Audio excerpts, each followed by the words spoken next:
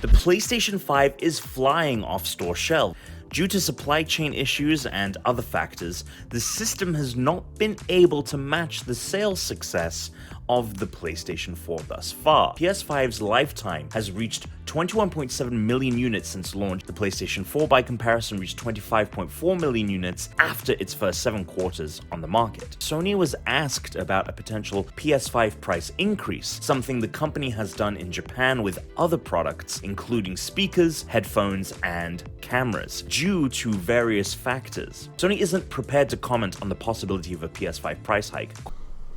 Hey, this is Al from Transformational Gaming. Appreciate you coming to the channel. Today, we're going to talk about something that I have been championing Sony to do since the beginning of the console generation. Even before the consoles actually came out, I had said, Sony, you should do this. We all know what that is, but before we get into it, I'd like to ask if you are liking and watching the channel to come back and visit us again, and also to give kudos to you guys. You guys have been doing so wonderful. The subscriber and subscriptions and the watch time has been all up, and I'm just so appreciative of that, and hopefully we can keep it on with the subscribers, and I can continue to deliver you guys great content. One of the things I've noticed is that you guys are really responding to some of the topics, and I really appreciate that. So without further ado, let's get into this one. Now today we're talking about my thoughts on Sony putting fillers out there saying that they want to increase the price of the PS5. And listen, I understand that there are some seller's remorse, but come on, Sony, Shu, Jim Ryan, you guys know I have been telling you guys before you guys released those consoles. I told y'all two things. One, I told you to get off this AMD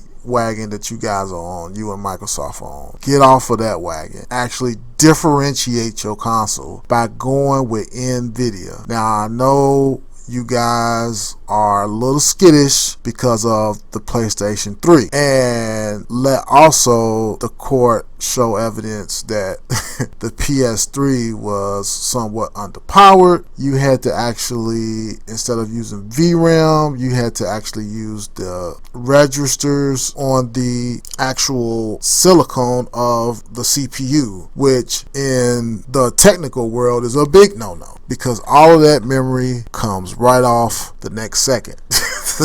Okay, so that was an ill-conceived application of a console, and so I think if you guys actually made a console that actually delivered on something like 1080p or 4K or 8K or 120 hertz for every single option on every single game that's ever gonna come out for that system, then I think you guys would be in a better position and people would be more willing to buy it. Let's be honest, people spend $3,000 and $4,000 for GPUs.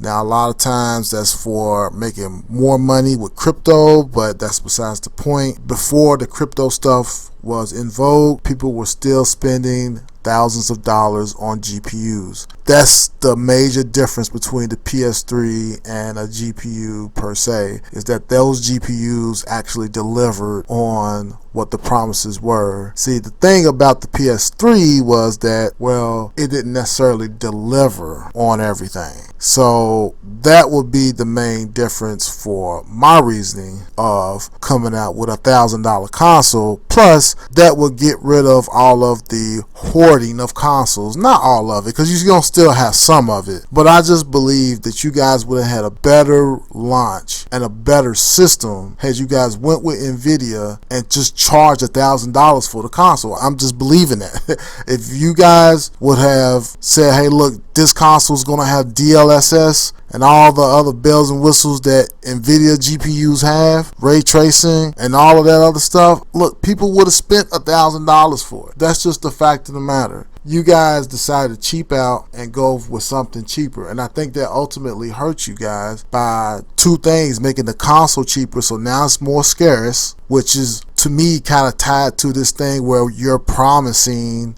more consoles. Well, no, you're going to just raise the price so people so people won't be enthused to buy the console, and the console can show some elasticity, and maybe you can have actual consoles in the store. So I don't know how much they're going to increase the price, or if they're just trying to get fillers out there to see if the customers would bite. I mean, I think they would. If you did something like raise the price to, like, I don't know, $100, I mean, yeah, I mean, I think people will still buy it. Now, you still got to have a bundle with that, but it's just like the $70 situation with the PlayStation games. I mean, like, I haven't paid $60 for a game in about 12 years because I'm always getting the deluxe package or the digital deluxe package that comes with the actual game. So, you know, I don't like paywalls, so I just get the best version of it. Like, if I buy 2K or something, I'm going to buy the most prolific version of it because I don't want to hit a paywall. You know, some people will get the cheaper version because, you know, they just can't afford to spend anything over $60. But, you know, everybody's different. I mean, in my situation, I'd rather just pay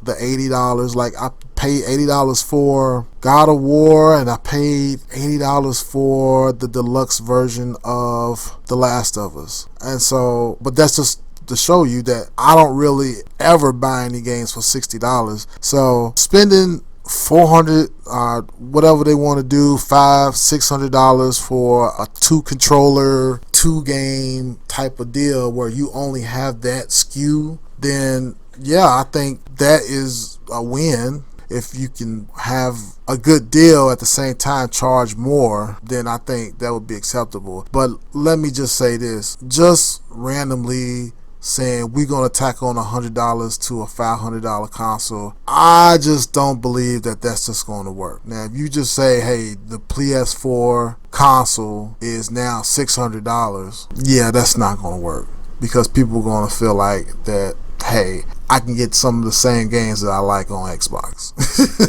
And that's just what's going to happen. So, no, I think you're going to lose customers. And I don't care how good your first party games. Let's just be honest. Not everybody like those first party games. Like, I'm going to be honest with you. I didn't like Horizon Zero Dawn. I went ahead and bought it because it was a PlayStation exclusive, but don't think those exclusives are going to save you on increasing the price for the PlayStation 5.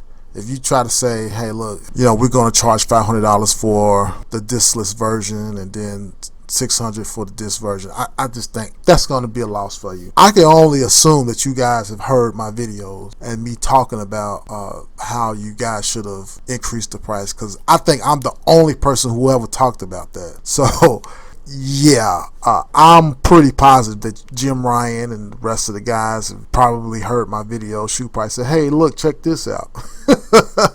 I can imagine that. But no, if you're trying to just say, hey, look, we're just going to increase the price of the console without throwing no bundle in there, I think that that's going to be a loss. You got to throw some type of deal in there. You got to throw an extra controller and an extra game, and you got to bundle it. And look, let's be honest, the controllers are nice, but they don't feel that premium, if you will, to the point where I'm pretty sure you guys probably paid like $15 per unit to make those, at the most $35. Like, there's no way I believe you guys spent like $60 for each one of those widgets. There's no way that you guys paid anything over $35 for those controllers. So the discs are relatively cheap, and the games per disc, I'm pretty sure you can sell something like Spider-Man, maybe Spider-Man, the first version, and maybe the Miles Morales or something like that. I think people will go for it. But yeah, you got to put it in a package deal if you're going to increase the price that way.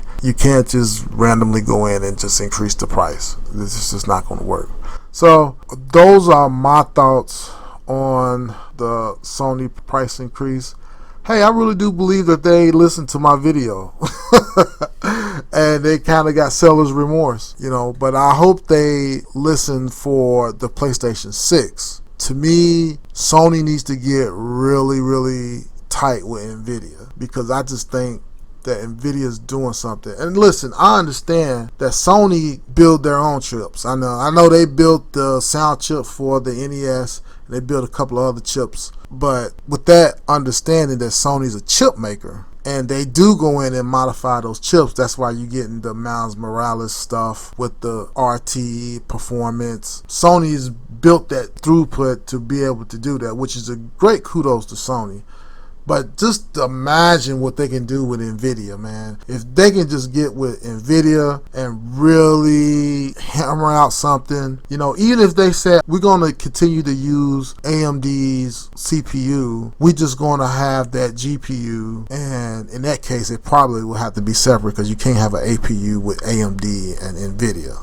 So in that case, they'll have a separate stack and they'll have dedicated VRAM and dedicated DDR RAM. But the point being is that it'll be something different than what Microsoft's doing. And I think they're not handing Microsoft consoles by making their console different. I think what they'll be doing is giving people an option. Now, will this flame up the fanboyism? Yes, it will. And one console will be easier to build this type of game, and another console will be better for building this type of game. And to me, none of that matters, because I think at the end of the day, even if it was close at the beginning, that's good for gaming, one. Two, I just believe over time, Sony just got the better developers, which is what you need. All of that other stuff doesn't matter. The hardware and all of that other stuff, the bells and whistles, all of that CPU stuff, it doesn't make any difference. You got to have talent on board. And I think Sony has that. That's their competitive edge, and I believe having a NVIDIA GPU in their console while retaining an AMD CPU, so you're not necessarily ruining the relationship with AMD, you're just having a different architecture. And yeah, that's going to pump it up to $1,000, but look, you got smarter people. You got people like Jim Ryan running the ship, so you don't have Ken Kuryagi saying, hey, this chip has to be architected this way in order to look beautiful. I mean, you got smart people in there now. No offense to him, because I know he is the PlayStation godfather. But what I'm saying to you is you guys have understood how to court developers and court the manufacturing and gain the upper hand in manufacturing. I have no doubt that Sony has been able to entice TSMC and AMD to manufacture more PlayStation 5s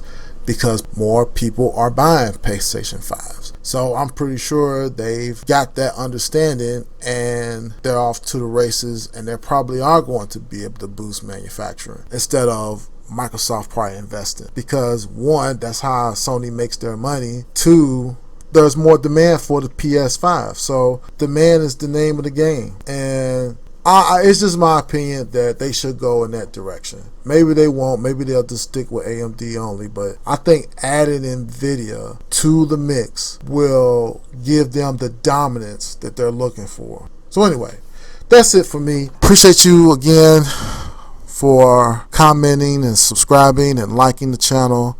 That really means a lot to me.